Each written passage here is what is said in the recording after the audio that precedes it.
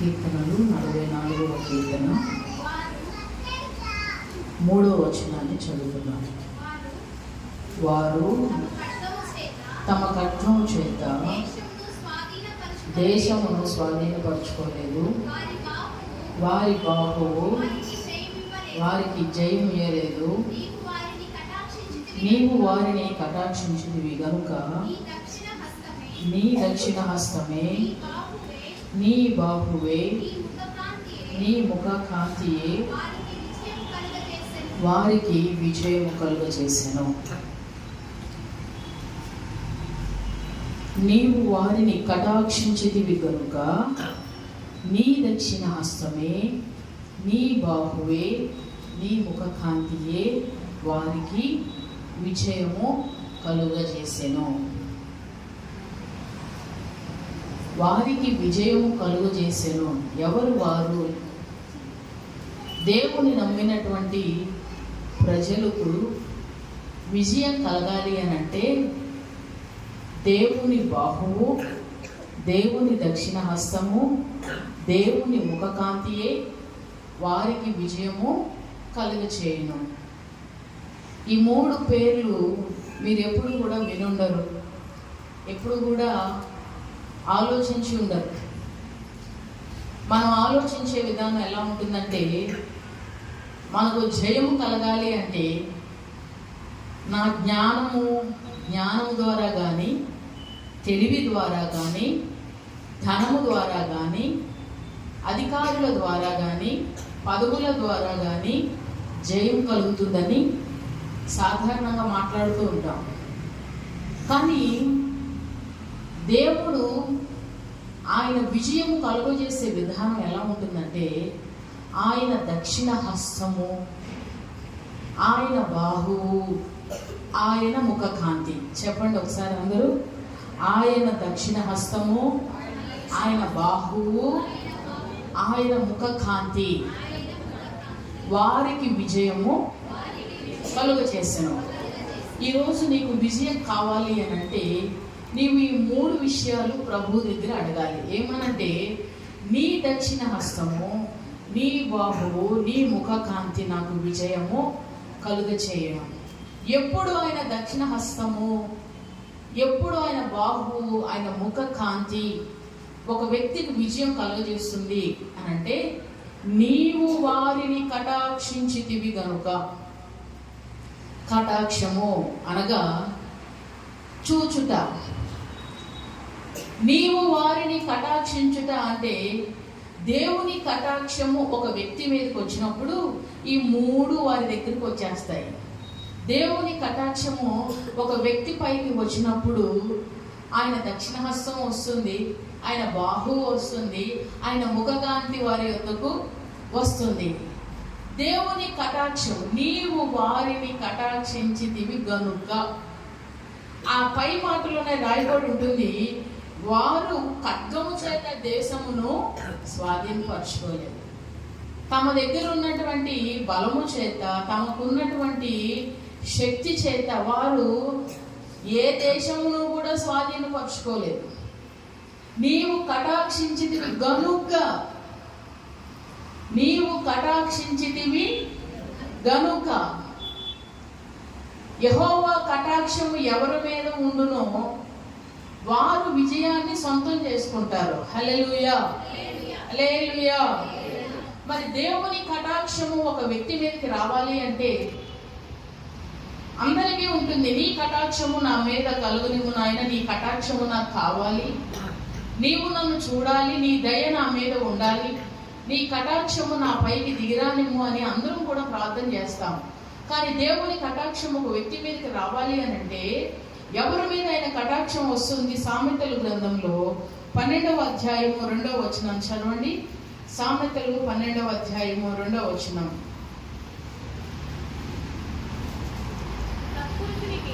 సత్పురుషునికి యెహోవా కటాక్షము చూపును. సత్పురుషునికి యెహోవా కటాక్షము చూపును. సత్పురుషుడు అనగా మంచి మనిషి, మంచివాడు. దేవుని కటాక్షము నీ మీద ఉంటే నీకు విజయం కలుగుతుంది. నీకు విజయం కలగడానికి ఆయన 3 కార్యాలు చేస్తాడు. ఆయన హస్తము, ఆయన దక్షిణ హస్తం పంపిస్తాడు, ఆయన బాహువు చాపుతాడు, ఆయన ముఖ కాంతిని నీ మీద ప్రకాశింపచేస్తాడు. ఇవన్నీ కలిసి నీ కార్యములలో నీకు విజయాన్ని చేకూరుస్తాయి. అయితే నీకు ఈ 3 కార్యాలు జరగాలి అంటే, నీకు విజయం కలగాలంటే కటాక్షం కావాలని అడగాలి. మరి ఎప్పుడో ఆయన కటాక్షం చూపిస్తాడు? ఎవరికి వారి కటాక్షం చూపిస్తారు అంటే, సత్పురుషునికి యెహోవా కటాక్షము చూపును. మంచివానికి ఎవరు మంచివారు? ఎప్పుడైనా మనం ప్రశ్నించుకున్నప్పుడు మంచివారు ఎవరు అని ఆలోచించుకుంటే, భూమి మీద నీతిమంతులు ఎవరు కూడా లేరు. కానీ మనం ఏమనుకుంటాం? మేము చాలా మంచివారు, నేను నీతిమంతుడను, నేను నీతిమంతురాలను అనుకుంటాం. మనలో మంచితనము ఏమీ లేదు అని అనుకుంటూనే, ఏమీ లేదని పాడుతూనే, ఏమీ లేదు అని చెప్తూనే, వాస్తవానికి వచ్చేసరికి నా అంత నీతిమంతుడు లేరు, నా అంత పరిశుద్ధులు లేరు అన్నట. నీ మంచితనం అంతయు కూడా ఆయన ఎదుట నీ మంచితనము, నీ సత్క్రియలు, నీవు చూపించే సత్ప్రవర్తన, మంచి ప్రవర్తన కలిగిన వారికి ఆయన కటాక్షము తప్పగా లభించును. ఆయన కటాక్షము అనగా ఆయన వారిని చూస్తాడు. అందరం కూడా పోటీ పడతాం దేనికంటే, పెద్దవారి చూపు మన మీద పడాలని. పెద్దవారి చూపు మన మీద పడాలని. కొంతమంది పిల్లల మీద మరి బాగా ధనం కలిగిన వారు, ఆస్తిపరులైన వారు ఎవరైనా ఉన్నారనుకోండి, వారి కళ్ళు మా ఇంటి ఆడపిల్ల మీద పడితే బాగుండు అని నానా పెళ్లి ఒకరిదైతే పెళ్లి కూతురు కన్నా ఇంకా ఎక్కువగా వారి పిల్లలను తయారు చేసుకుని వెళ్ళేవారు ఉంటారు. అంటే ఒక్కొక్కరి ఆలోచన ఒక్కొక్క విధంగా. అంటే ఏదైనా మంచి సంబంధం ఈ మ్యారేజ్లోనే సెట్ అయిపోవాలి. చూపు పడితే ఏమవుతుంది? రూటు మారుతుంది, దిశ మారుతుంది, పరిస్థితులు మారుతాయి.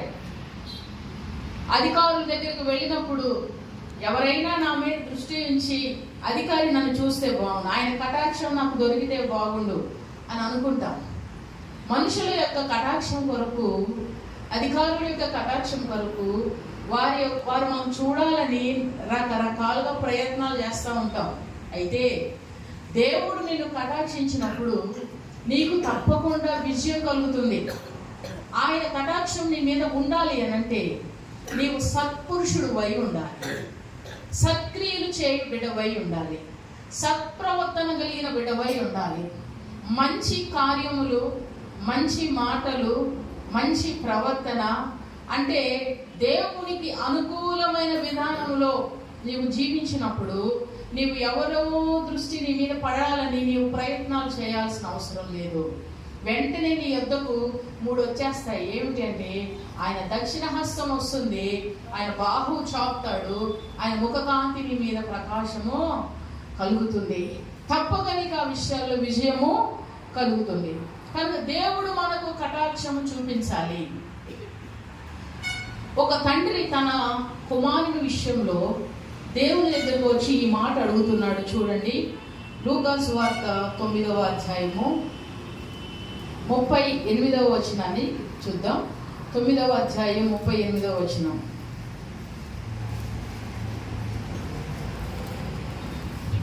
ఇదిగో జనసమూహములో ఒకడు, బోధకుడా, నా కుమారుని కటాక్షించు అని నేను వేడుకుంటున్నాను, వాడు నాకు ఒక్కడే కుమారుడు. ఇదిగో ఒక దయ్యము పట్టినప్పుడు అకస్మాత్తుగా కేకలు వేయును, విలవిలలాడించుచు గాయపరుచుచు వాని వదలకుండును. నీ శిష్యులను వేడుకొంటిని గాని వారి చేత కాలేదు. చాలు.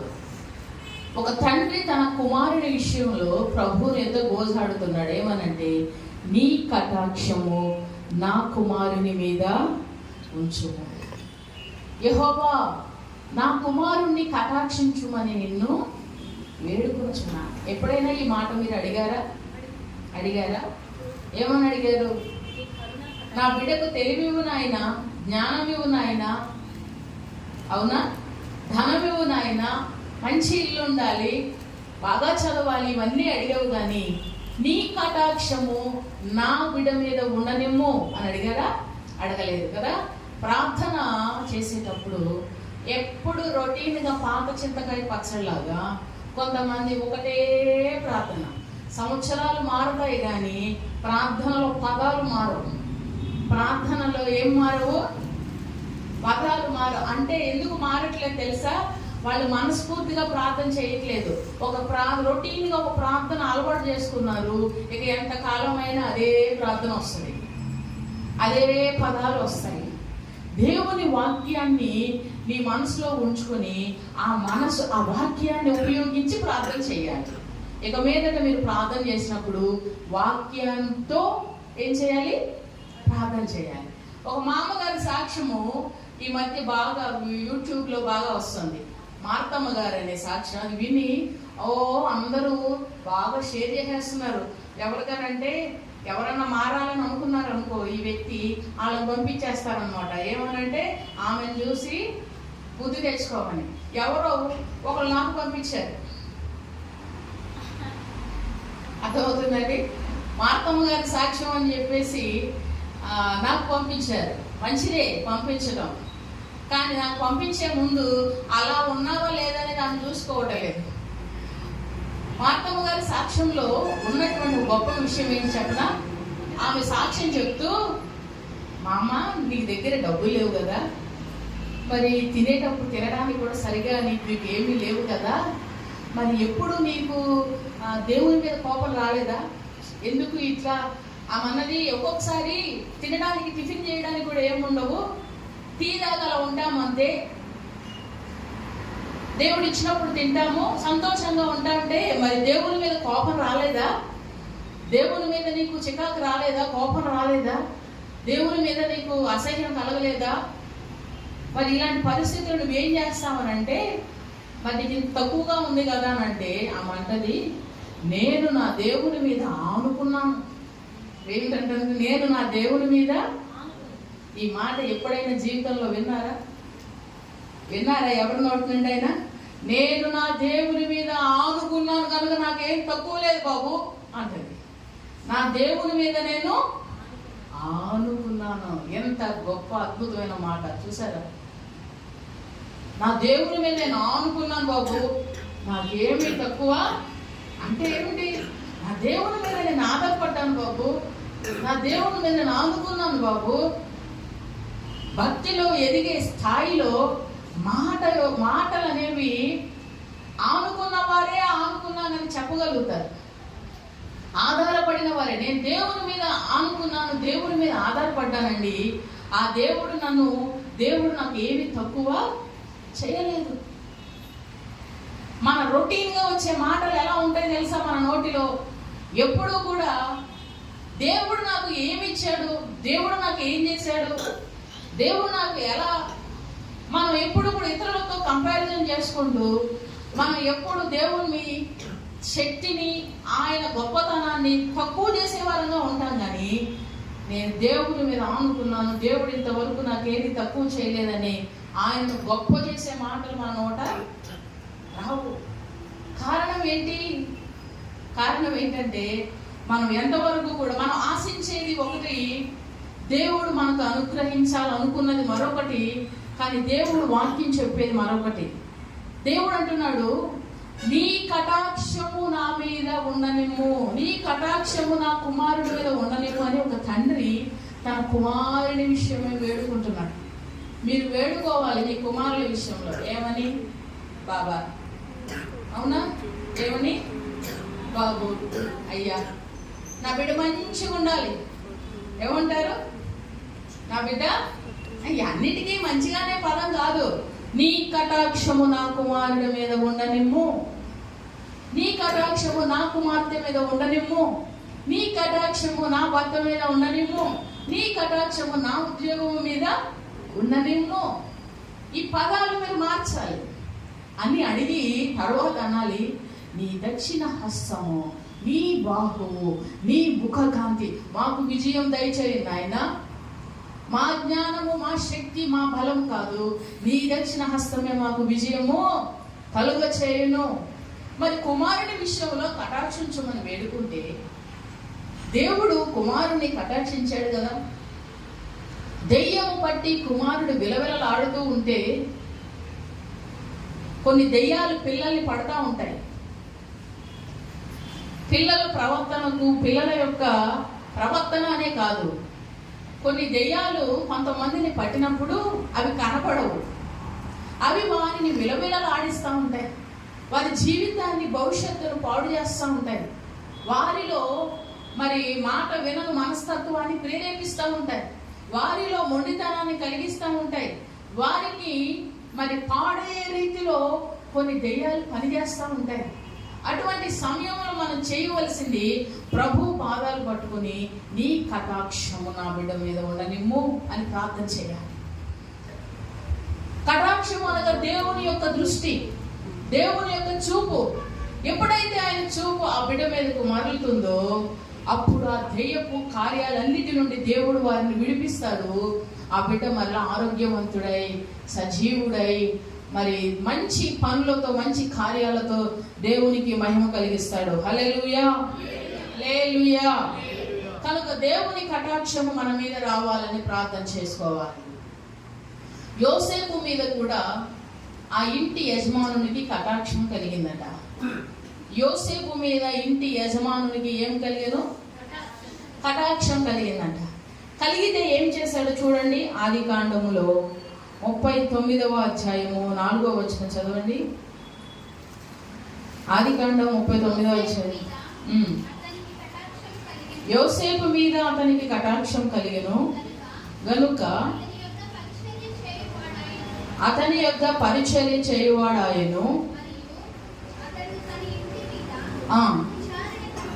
విచారణకర్తగా అతని నియమించి తనకు కలిగినదంతయు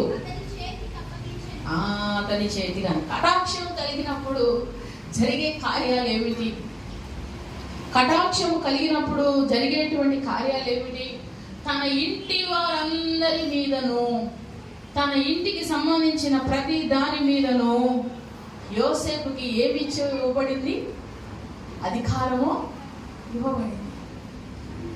యోసేపు మీద ఆ ఇంటి యజమానునికి కటాక్షం కలిగిందట. ఎప్పుడైతే దేవుని కటాక్షము, యజమానుని కటాక్షము యోసేపు మీద కలిగిందో యోసేపు యొక్క జీవితం మారిపోయింది. వింటున్నారా?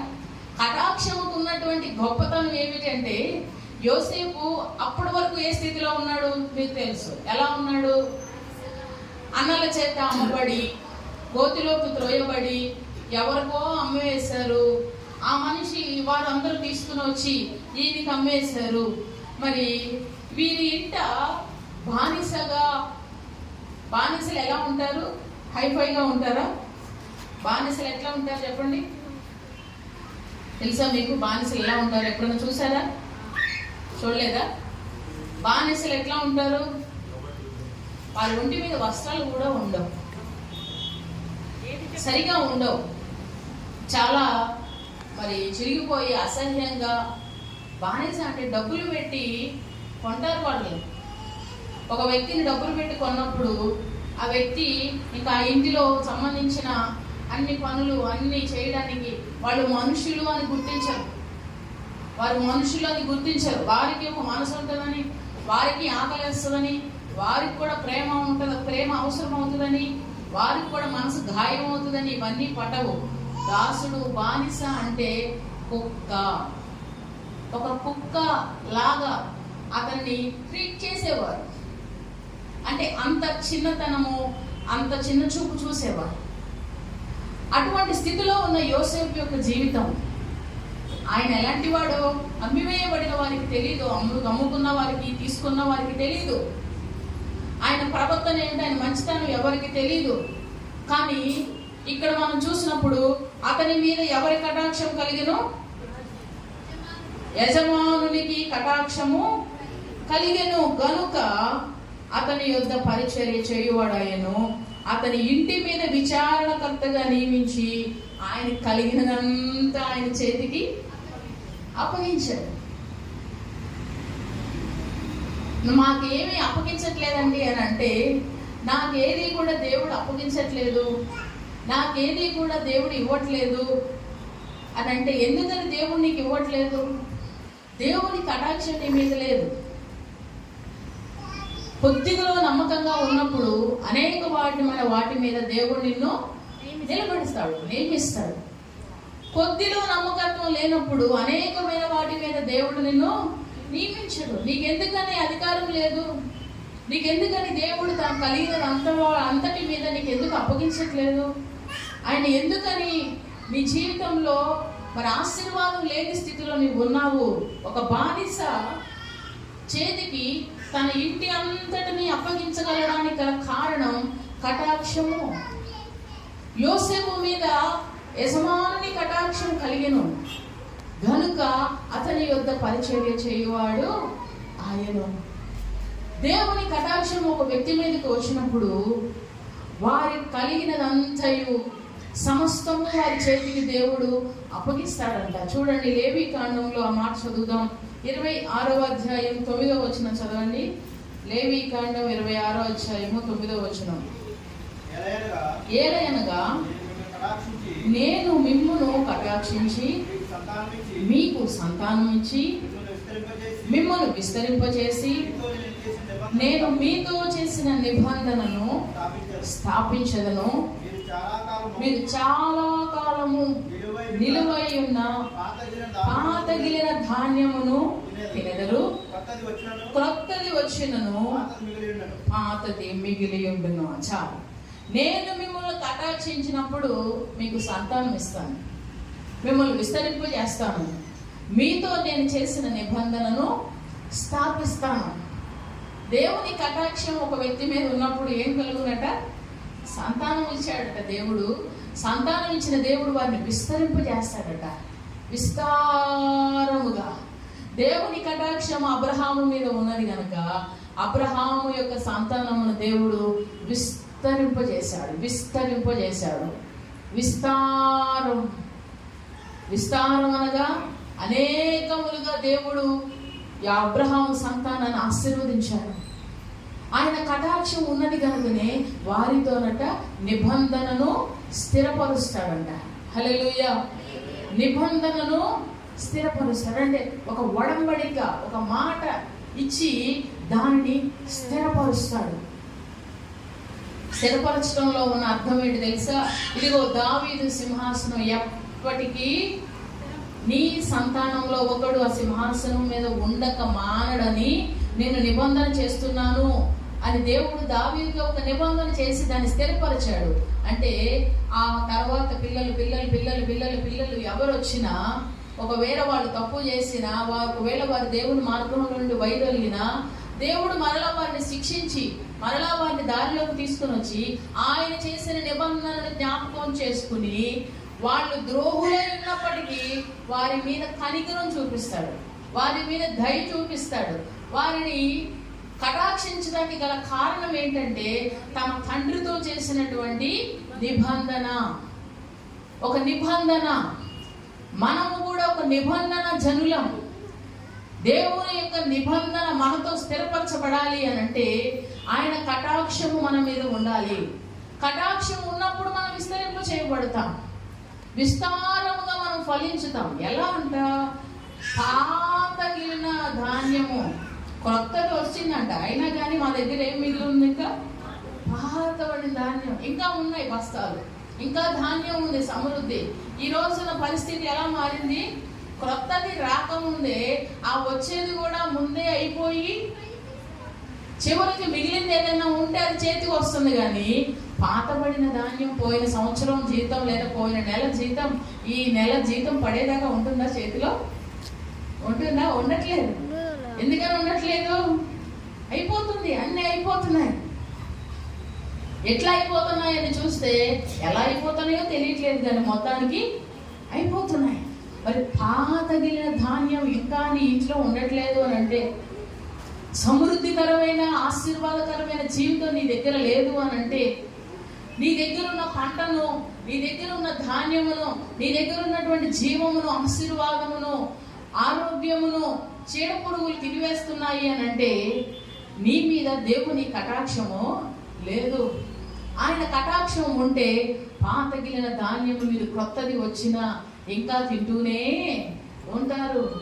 అంటే నూతనమైనటువంటి ఆశీర్వాదము, సమృద్ధి అయినటువంటి ఆశీర్వాదము, నిండుదలతో కూడిన ఆశీర్వాదం, కొరత లేనటువంటి ఆశీర్వాదము నీకు కావాలి, నీకు లభించాలి అని అంటే దేవుని కటాక్షము మన మీద ఉండాలి.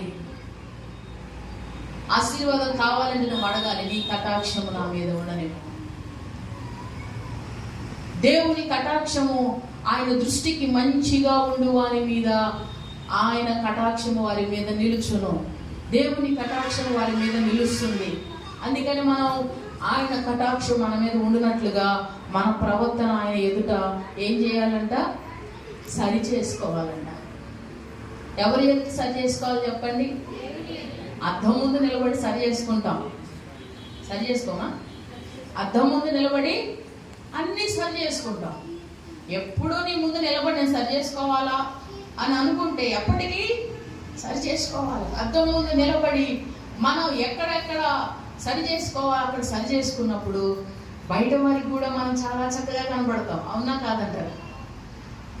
దేవుని ఎదుట నువ్వు ఎప్పుడైతే సరి చేసుకుని నీ ప్రవర్తనను మార్చుకుంటావో, నీ బుద్ధిని మార్చుకుంటావో, నీ ఆలోచనను మార్చుకుంటావో, దేవుని వాక్యం అనే అర్థంలో నీ క్రియలను నీవు సరిదిద్దుకుంటావో, వెంటనే జరిగే కార్యం ఆయన కటాక్షం నీకు కలుగును. హల్లెలూయా. మరియమ్మంటది, ఆయన తన దాసురాలి దీన స్థితిని కటాక్షించాడు. దీన స్థితిని కటాక్షించాడు. నేను నా దేవుని దృష్టికి ప్రియముగా కనబడితిని గనుక ఆయన నా దీన స్థితిని కటాక్షించను. నువ్వు మనుషుల ముందు కనబడకపోవచ్చు, మనుషుల ముందు గొప్పగా నువ్వు కనబడకపోవచ్చు, అందరి ఎదుట కనబడడానికి నీకు సరైన మరి ప్లాట్ఫామ్ లేకపోవచ్చు, కానీ నీవు దేవుని దృష్టికి దీన స్థితిని, నీ మంచి ప్రవర్తన, నీ మంచి క్రియలు, నీ సరి అయినటువంటి మాటలు అన్నీ కూడా దేవునికి కనబడినప్పుడు ఆయన కటాక్షం వెనువెంటనే నీ మీదకు దిగి వస్తుంది. అందుకనట మనలను మనం మార్చుకోవాలట. ఆ మాట మీరు చదవండి, జెఫన్యా గ్రంథంలో ఉంటుంది, తీయండి.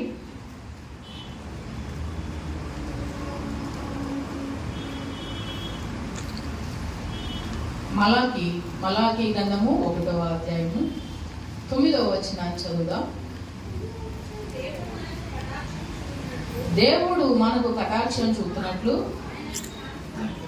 ఆయనను శాంతిపరచుడి, మీ చేతనే కదా అది జరిగెను. ఆయన మిమ్మును బట్టి ఎవరినైనా అంగీకరించిన ఆయన సైన్యములకు అధిపతి యెహోవా అడుగుచున్నా. దేవుడు మనకు కటాక్షం చూపునట్లు మీరు ఆయన ఏం చేయాలి? శాంతిపరచాలి. శాంతిపరచడం అంటే మొన్న ఈ మధ్య అందరూ పండుగలు ఎక్కువ చేస్తూ ఉన్నారు కదా హైందవులు. ఒక చోట ఒక గుడిలో జరిగే కార్యక్రమాన్ని నేను చూశాను. ఏమిటనంటే వాళ్ళు మధ్యలో ఒక దాన్ని పెట్టుకుని వాళ్ళ చుట్టూ పాటలు పాడుతూ ఉన్నారు, అన్ని తిరుగుతూ ఉన్నారు, అంతా చేస్తూ ఉన్నారు. ఈలోగా ఇద్దరు ఊగిపోతూ ఉన్నారు.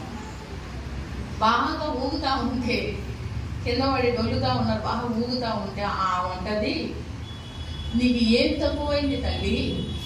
వడపప్పు తక్కువైందా? శనగలు తక్కువయ్యాయా? లేకపోతే ఇంకేదో చెప్పారు. ఏం తక్కువైంది చెప్పమ్మా, నువ్వే ఏడిస్తే మేమేమైపోతాం, మేమేం చేయమని ఆమెను అడుగుతా ఉన్నది. అంటే ఎందుకు అడుగుతుందంటే శాంతించమ్మా, శాంతించమ్మా. ఉగ్రరూపం దాల్చేసింది. మనమందరం ఇప్పుడు హతులైపోతాం. ఆమె ఉగ్రరూపం దాల్చిందని వాళ్ళందరూ భయపడిపోతున్నారు, హడావుడైపోతున్నారు. అంతకుముందు ఏం చేశారు? నీకు మేకపోతులు కావాలా, ఎన్ని తలకాయలు కావాలి, ఎన్ని కావాలని అడిగారు. అప్పుడు చెప్తుంది అనమాట, నాకేం కావాలి? ఫలానా కావాలని అంటే కోడిపిల్ల రక్తం కావాలంటే ఏది కావాలంటే తీసుకొచ్చి అర్పించాలి. శాంతిపరచడం అంటే ఉగ్రుడుగా ఉన్నాడనమాట, కోపంతో ఉన్నాడనమాట. దేవుని కటాక్షము మనకు కలగాలంటే మనము కూడా దేవుణ్ణి ఏం చేయాలి? మనం శాంతిపరచడానికి కోడి తలలో మేక తలలో తీసుకురావాల్సిన అవసరం లేదు. మనం శాంతిపరచడానికి వడపప్పు అవసరం లేదు. వడపప్పు అంటే మినపప్పు, గారెల పప్పు, శనగలు, పల్లీలు, ఇవేమీ ఆయన శాంతిపరచవు. ఏది శాంతిపరుస్తుంది? పై వచనం చదవండి, 9వ వచనం. గుడ్డిదాన్ని తీసుకుని బలిగా అర్పిస్తే అది దోషము, కుంటిదాన్ని రోగం కలగడాన్ని అర్పిస్తే అది దోషము. అట్టి వాటిని నీ అధికారికి ఇస్తే అతడు దయ చూపిస్తాడా? అతడు నిన్ను అంగీకరిస్తాడా? అంగీకరించాడు కదా. కనుక గ్రుడ్డి దానిని, కుంటి దానిని, రోగం కలిగిన దానిని మీరు నాకు అర్పించకూడదు. దేవుని శాంతి పరచాలంటే శ్రేష్టమైనవి ప్రభువుకి అర్పించాలి. శ్రేష్టమైనవి అంటే ఏమిటి? ఎంతసేపు అర్పణ విషయంలోనే కాదు నేనేది, శ్రేష్టమైన సమయాన్ని దేవునికి అర్పించాలి. శ్రేష్టమైనటువంటి నీ హృదయము, విలువైనటువంటి నీ హృదయమును దేవునికి అప్పగించాలి. నా హృదయం ఎవరో చేతిలో ఉంది, నా హృదయం ఎవరికో ఇచ్చేశాను, నా హృదయం ఇప్పుడు నా చేతిలో లేదు అంటారు. నీ హృదయము దేవుని దృష్టికి శ్రేష్టమైనదిగా ప్రభువుకి అర్పణించాలి. నీవు ఇచ్చేటువంటి సమయము శ్రేష్టమైనదిగా ఉండాలి. నువ్వు మాట్లాడేటువంటి మాటలు, నీవు దేవునికి ఇచ్చేటువంటిది, అది కానుకే అయినా లేకపోతే నీవు చేసే ప్రతి కార్యంలోనూ శ్రేష్టమైనవి ఆయనకు అప్పగించినప్పుడట ఆయన కటాక్షము మన మీదలో కలుగుతుంది. తండ్రి కుమారుని గణపరచును, కుమారుడు తన తండ్రిని గణపరచును కదా. మరి మీరందరూ నేను తండ్రి తండ్రి తండ్రి అని పిలుస్తున్నారు. మరి మీరందరూ నాకు రావాల్సిన ఘనతను మీరు నాకు ఇవ్వట్లేదు, నాకు చెందవలసిన మహిమను మీరు నాకు చెందనివ్వట్లేదు. అందుకని నా కటాక్షం మీ మీద లేకుండా పోయింది, అందుకని మీరు విస్తరించకుండా ఉన్నారు, అందుకని మీరు ఫలింపు లేకుండా ఉన్నారు, అందుకనే నా ముఖకాంతి మీకు తోడుగా లేదు, నా హస్తం మీకు తోడుగా లేదు. దీనికల్లా కారణం ఏంటంటే నా కటాక్షం లేదు. ఆయన కటాక్షం మన మీద ఉండాలంటే కుమారుడు తండ్రిని గణపరిచినట్లు మీరు నన్ను గణపరచాలి. ఘనం అంటే ఏమిటి? కేసీఆర్ గారిని గణపరచాలి. ఇప్పుడు ఎమ్మెల్యే అవుతారు కదా, ఆయన గణపరచడానికి ఒంటి పువ్వులతో, లిల్లీ పువ్వులతో, ఒకే ఒక పువ్వుతో చేసిన దండ తీసుకెళ్తామా? ఒక పువ్వు ఇలా చేసిన దండ ఉంటుంది, ఆ దండను తీసుకెళ్తామా? ఎలాంటి దండ తీసుకెళ్తాం? అటు 10 మంది ఇటు 10 మంది కలిపి అంత పెద్ద దండ ఆయన మోయలేరు. అంటే దేనికి సూచన? ఘనముగా నాయకులు. అవునా? ఆయన కప్పే షాలు నార్మల్ 100 రూపాయలు 200 తీసుకెళ్తామా? ఎంత ఘనమైనది. దానికి బాగా డెకరేట్ చేసి ఒక గిఫ్ట్, ఒక బహుమానం ఇవ్వాలంటే పెద్ద బాక్స్ తీసుకుని వెళ్తాం. మనం ఇచ్చే పుష్పగుచ్చము ఆయన 1 సెకండ్ కూడా పట్టుకోడు. అలా ఇస్తాము, అలా తీసుకెళ్ళి పక్కన వాళ్ళకి ఇచ్చేస్తాడు. అయినా సరే ఎలాగో ఇచ్చేదే కదా అని ఒక చిన్న రోజా పువ్వు పట్టుకెళ్తామా? ఏం పట్టుకెళ్తాం? పెద్ద పుష్పగుచ్చం, పెద్ద ఫ్లవర్ తీసుకుని ఘనము పెంచేది ఎలా ఉండాలి. కానీ దేవుని దగ్గరికి వచ్చేసరికి మనం ఎలా ఆలోచిస్తాం తెలుసా? ఏదైనా పనికిరాని ఏదైనా ఉంటే అది ఎవరికి వెళ్ళాలి? మన బుద్ధి ఎంత పనికిమాలిన బుద్ధి అంటే అది ప్రాముఖ్యంగా మన దేవుని నమ్ముకున్న వాళ్ళ బుద్ధే. హిందువులు వాళ్ళ దేవుడికి చాలా ఘనముగా చేస్తారు తెలుసా? హిందువుల హుండీల్లో మళ్ళాగా టింగ్ టింగ్ టింగ్ అని వేయరాళ్ళు. ఏమేస్తారు? అలా తీసుకొచ్చి కోట్ల కొలది ధనము, వజ్రాలు అవన్నీ తీసుకొచ్చి ఏం చేసేస్తారు? అందులో పోసేస్తారు. తిరుపతి హుండీలో ఈ నెల ఆదాయం ఎంత? జీవితకాలం సేవ చేసిన అర్థమవుతుందా? ఏమాత్రం రూపము ఏమీ లేనటువంటి వారికి వాళ్ళు దేవుణ్ణి గొప్పగా, వారికి అర్థం కాకపోయినా వారి దేవుణ్ణి వారు గొప్పగా ఆలోచించుకునే విధానం. మనం 10 రూపాయలు 10 సార్లు మార్చి 10 మందికి 10 రూపాయలు ఇచ్చి ఏం చేస్తాం? అంగీకరించుము ఈ కానుకను నా మనసంతా నీవే. అబ్బో, నీ మనసంతా ఎవరు మీద? నీవేనయ్యా, నీవే నా మనసంతా నీవే. నీకు కనపరచడానికి నేను వచ్చాను ప్రభా. మన మాటలకి మన చేష్టలకి ఎంత తేడా ఉందా లేదా? మాటలేమో ఎక్కువగా ఉంటాయి, మనలో క్రియలేమో. అందుకని దేవుని కటాక్షం మన మీద. ఆయన కోపంతో ఉన్నాడు ఇప్పుడు మన మీద, సీరియస్గా చూస్తున్నాడు దేవుడు సీరియస్గా చూస్తున్నాడు. దేవుడు ఎప్పుడు ప్రేమగా ఉన్నాడు. దేవుని సీరియస్నెస్తో కూడిన ఒక ఫోటోను విడుదల చేయాలి. ఎందుకంటే ఎప్పుడు గొర్రెపిల్లను ఎత్తుకుని ఆయన ప్రేమగా ఉండే ఫోటోలే అందరిలో ఉంటున్నాయి. అప్పుడప్పుడు ఆయన సీరియస్నెస్తో కూడి మరి ఆయన కళ్ళు తెరిస్తే, లేకపోతే ఆయన కోపం దాలిస్తే పరిస్థితి ఎలా ఉంటుందో ఒక సేనరీలో దాన్ని చిత్రీకరించి అది కూడా మన ఇంట్లో ఉండాలి. అది చూసినప్పుడల్లా మనకు కూడా కొన్ని విషయాలు అర్థమవుతాయి. దేవుణ్ణి శాంతిపరచండి, దేవుణ్ణి ఘనపరచండి. శాంతిపరచడం అనగా ఘనపరచండి దేవుణ్ణి. ఘనతకు పాత్రుడు ఆయన. ఎందుకు విలువలేని వారిని, ఎందుకు పనికిరాని వారిని, అసలు కార్యాలు మహిమలేనటువంటి రాళ్ళు రూపంలో ఆరాధించేవారు, ఘనపరిచేవారు ఉన్న ఈ రోజుల్లో వాళ్ళు కంకణం కట్టుకున్నారండి, పొరపాటును కూడా రాజీ పడరు.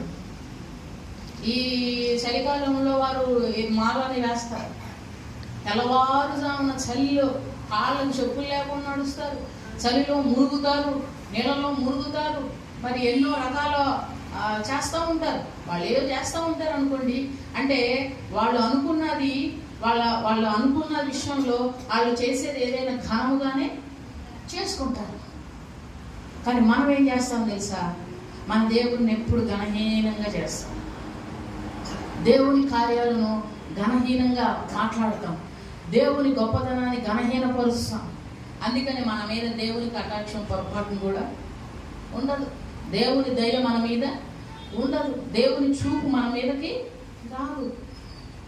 దేవుని దృష్టి మన మీద రావాలంటే, ఆయన మనం చూడాలి అని అంటే, ఆయన కటాక్షం మనకు కలగాలంటే నీవెప్పుడు దేవుని ఘనపరిచే బిడ్డగా ఉండాలి.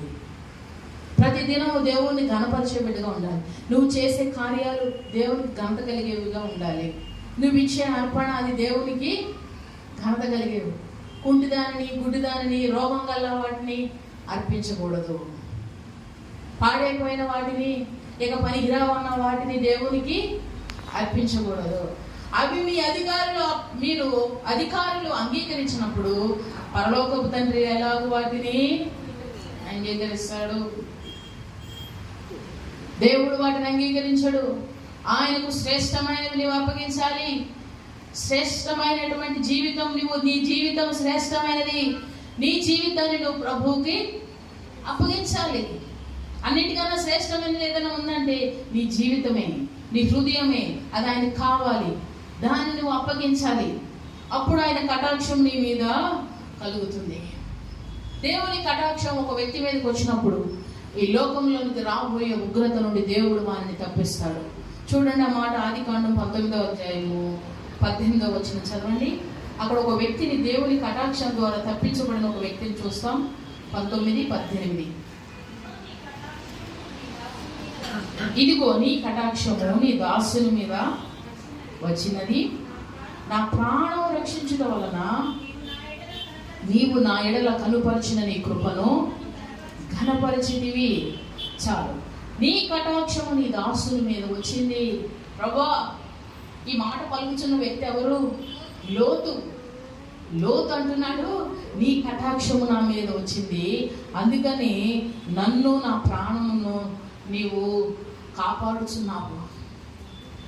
ప్రాణం కాపాడబడుతుంది అని అంటే దేవుని కటాక్షము. సొదొమ గొమొర్రా అనే పట్టణాలను దేవుడు సమూల నాశనం అనుకున్నప్పుడు వింటున్నారా? అనుకున్నప్పుడు ఆయన దృష్టి ఒక వ్యక్తి మీదకి వెళ్ళిపోయిందంట. ఆయన కటాక్షం ఒక వ్యక్తి మీదకి వెళ్ళిందట. ఎవరి మీదకి వెళ్ళింది? లోతు మీదకి. అందుకని ఆ పట్టణం అంతటిని నాశనం చేసినప్పుడు వారితో పాటు ఈ వ్యక్తిని నాశనం చేయకుండా ఆ వ్యక్తిని దేవుడు ఏం చేస్తున్నాడు చెప్పాలి. ఏం చేస్తున్నాడు? తప్పిస్తా ఉన్నాడు. రోగాలు దాడి చేస్తున్నాయి, తప్పిస్తా ఉన్నాడు. శ్రమలు వస్తూ ఉన్నాయి, తప్పిస్తా ఉన్నాడు. ప్రమాదం జరుగుతూ ఉంది, తప్పిస్తా ఉన్నాడు. ఎన్నో ఇబ్బందులు మనం ముంచివేయడానికి ఉన్నాయి, తప్పిస్తా ఉన్నాడు.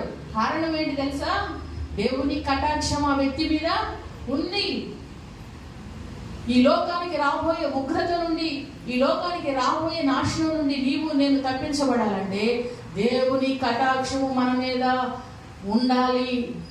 ఆయన కటాక్షము నీ మీద ఉండటం కారణం లోతు తన మీద దేవుని కటాక్షం కలిగింది కనుక దేవుడు లోతుని ఏం చేశాడు? తప్పించాడు. ఆ పరిస్థితి నుండి తప్పించాడు. అందుకని ప్రతి పరిస్థితిలో నుండి మనం తప్పించబడినట్లుగా దేవుని కటాక్షము మన మీద కలుగునట్లుగా ఆయన కొరకు మనం వేడుకోవాలి. నీ కటాక్షము నాకు కలగనివ్వు నాయనా. ఉదయాన్నే లేచి మనం ఆయన సన్నిధిలో మనం వేడుకోవాలి. కలగబోయే ప్రతి అపాయము నుండి దేవుడు నిన్ను తప్పిస్తాడు. క్షణికంలో తప్పిపోయిందండి అని అంటాం, కొద్దిలో తప్పిపోయింది అని చెప్తాం. ఈరోజున చాలా మంది వారి జీవితంలో దేవుని దయ లేకుండా బ్రతుకుతా ఉన్నారు. ఏ సమయాన, ఏ దిశలో, ఏ రోజున ఎలా వారు ముగించబడతారో తెలియదు వారికి. అందుకని దేవుని కటాక్షము ఒక వ్యక్తి మీద ఉన్నప్పుడు ఆ వ్యక్తి తప్పించబడుతూనే ఉంటాడు. లోకానికి రాబోయే ఉగ్రత నుండి దేవుడు తప్పిస్తూనే ఉంటాడు. ఆయన కటాక్షం వారికి ఉన్నప్పుడు దక్షిణ హస్తము, ఆయన బాహు, ఆయన ముఖకాంతి వారికి ఏం చేస్తుంది? విజయం. ఆ వ్యక్తికి విజయం కలగజేస్తుంది. దక్షిణ హస్తం అంటే ఎలా ఉంటుంది? దక్షిణ హస్తం చూసారా? ఎప్పుడైనా చూడలేదా మీరు? హస్తం చూసారా? హస్తం చూసారు కదా. దక్షిణ హస్తం చూసారా? చూడలేదా? ఎలా ఉంటుందో చూడండి. అయితే కీర్తనలు 89:13 వచనం, 89వ కీర్తన 13వ వచనం చదవండి.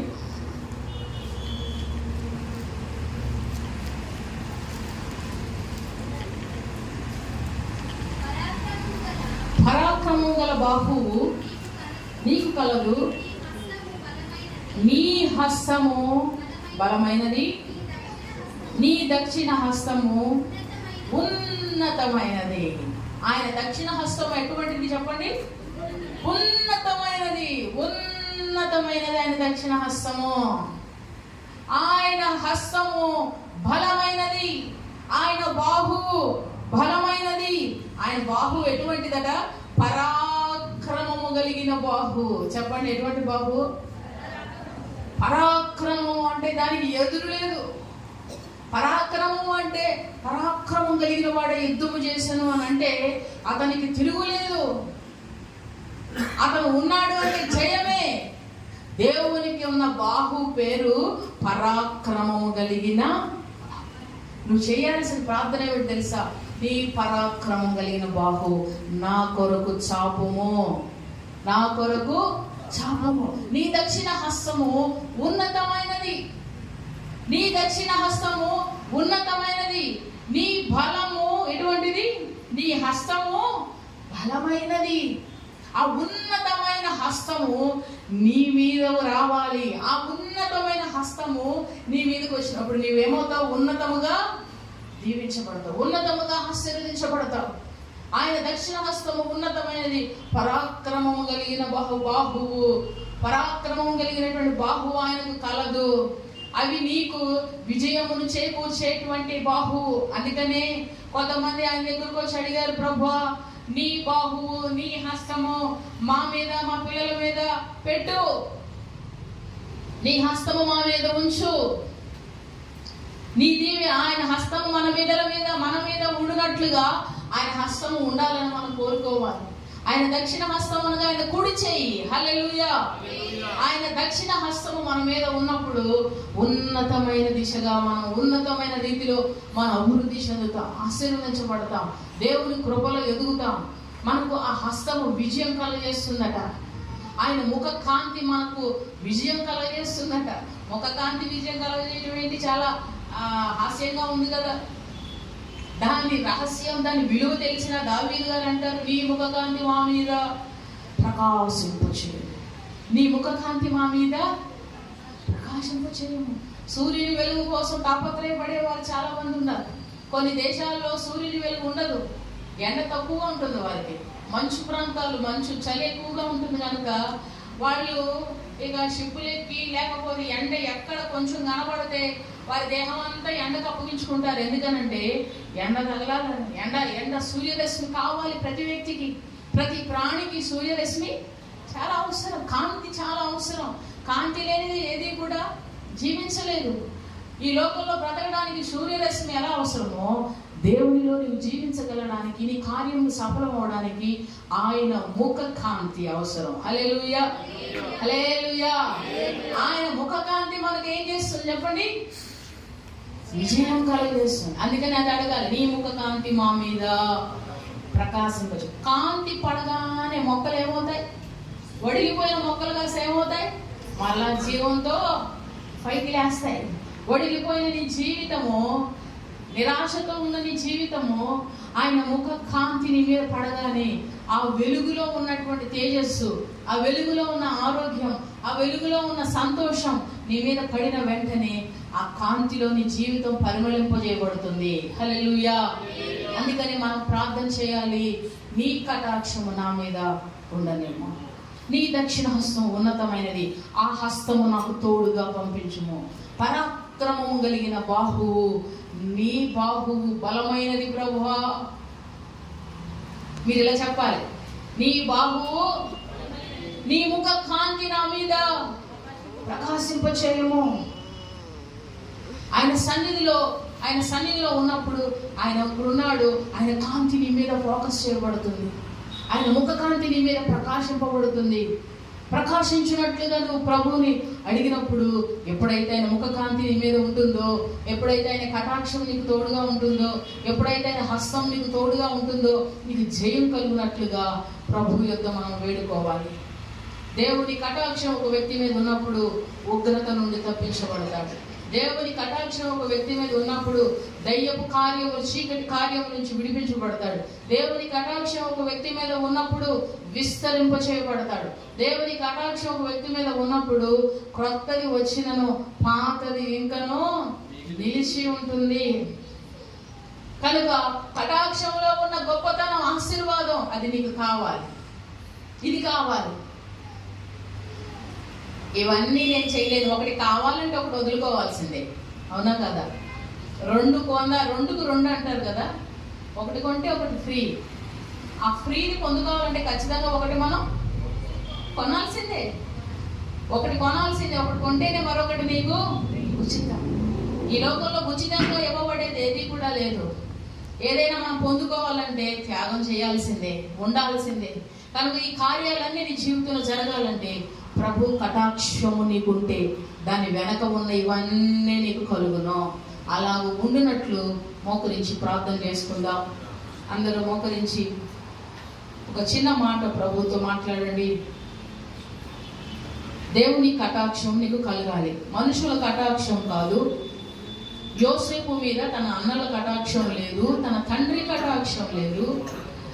ఎవరి కటాక్షము లేని ఒక బానిసగా, ఎవరి దృష్టికి నోచుకోని వ్యక్తిగా ఉన్న యోసేపు మీద యజమానుని కటాక్షం కలిగినప్పుడు తన ఇంటికి కలిగినదంతా కూడా అప్పగించాడు కదా.